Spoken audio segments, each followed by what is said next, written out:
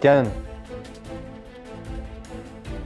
Well, today I get the distinct privilege of addressing the latest masterpiece of fiction from iNoticias and Inter Bolivia, Bolivia's self-appointed and self-proclaimed gatekeepers of truth, who've apparently decided that indigenous rights and Hindu existence are optional. What you call as journalism, we call as calculated hit job, dressed up as concern, aimed at indigenous sovereignty and anyone daring to stand with it. Now buckle up, because we're about to dismantle this clown show with facts, wit, and a mirror for your hypocrisy. Now, about KAILASA sovereignty and legitimacy. Let's start with basics. Who died and made iNoticias and Inter Bolivia the arbiters of nationhood? Last time I checked, even the United Nations doesn't get to play the game with red stamp and a gavel.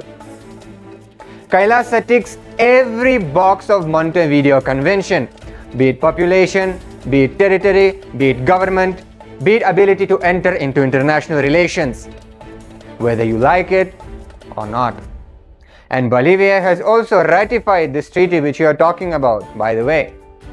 So maybe crack open a history book before you embarrass yourself further. Your fictitious label isn't just wrong. It is a neon sign screaming to the Hindu diaspora, you don't belong. Cute. Where have you heard this tune before? Oh right, every time someone's warming up for a pogrom. Nice legacy you've been building up there. Now on agreements with indigenous communities. Oh, bless your hearts. Clutching pearls over conservation partnerships between the United States-based Hindu organization and Bolivian indigenous communities. Newsflash! These aren't land grabs. They're agreements that gasp respect. They respect indigenous ownership and sovereignty. The Supreme Pontiff of Hinduism isn't signing anything here. But don't let that stop your little witch hunt against the Hindu leadership.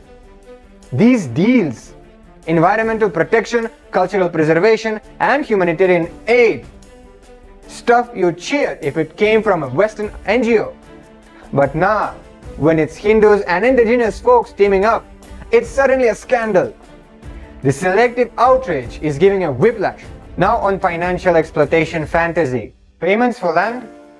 Try investments in community development and conservation managed by the communities themselves. Because, shocker, indigenous people can handle their own affairs. Your implication that they can't spot a fair deal without your babysitting is big colonial vibes. And while you're obsessing over these consensual partnerships, where is exposed on the extractive industries cutting indigenous lands for profit? Oh right, that doesn't fit the Hindus are the bad guys narrative. Tell me, do you practice the double standards in front of the mirror, or does it just come naturally? Now on indigenous sovereignty and rights.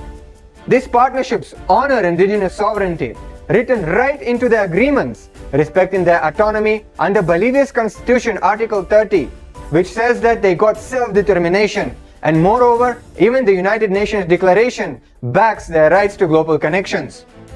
But here you are, acting like they need your permission to pick their friends.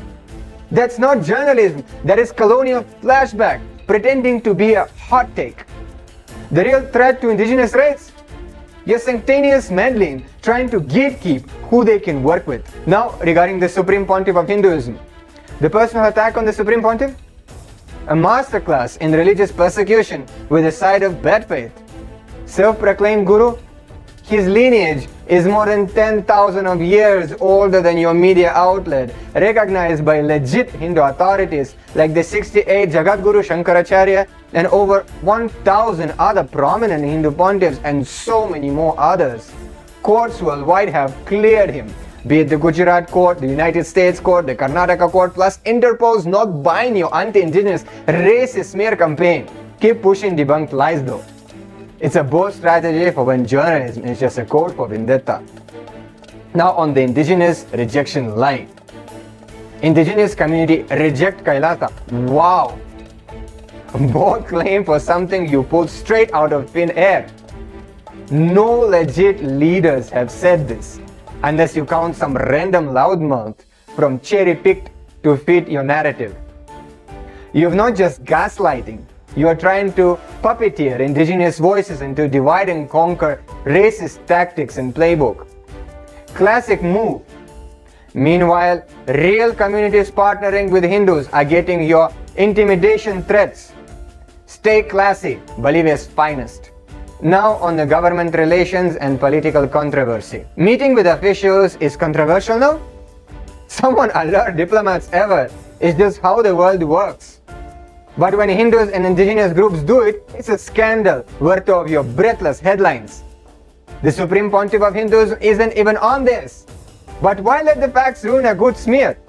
Your double standards so obvious. It's practically a blind board. Westerners can smooth, but brown folks better stay quiet. Now about the environmental protection, not exploitation. Calling conservation partnerships exploitation is so Orwellian, it deserves a standing ovation.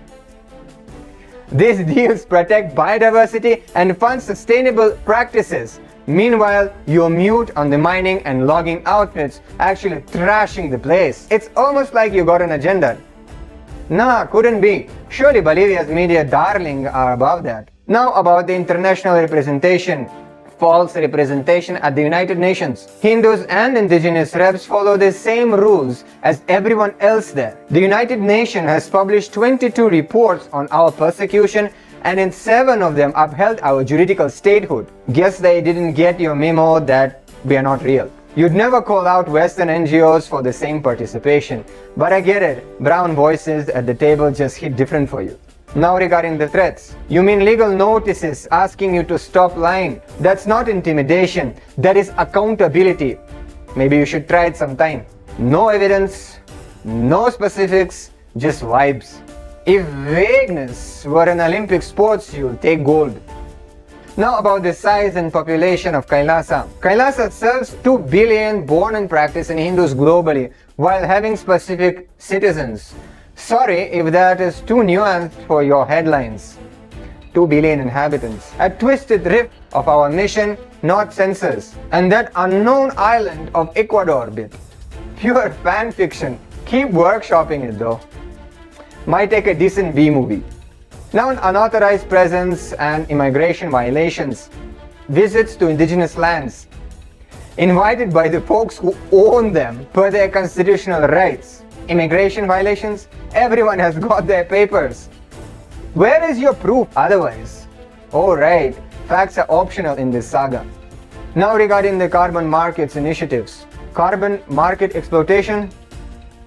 It's conservation controlled by indigenous communities. Again, they're right under Bolivia's constitution. You're really reaching with this one. Might want to stretch a little more first. What we've got here isn't journalism. It's weaponized nonsense from iNoticias and Inter Bolivia, auditioning as mouthpiece for anti-indigenous, anti-Hindu, racist agendas. Your distortions and fabrications are the opening act to the playbook we've seen before. Smear, dehumanize, repeat. History is taking a note. And spoilers, it doesn't end well for the complicit. To indigenous communities, getting this hit, we've got your back. To the world, keep watching. Truth has got a way of outlasting bad headlines.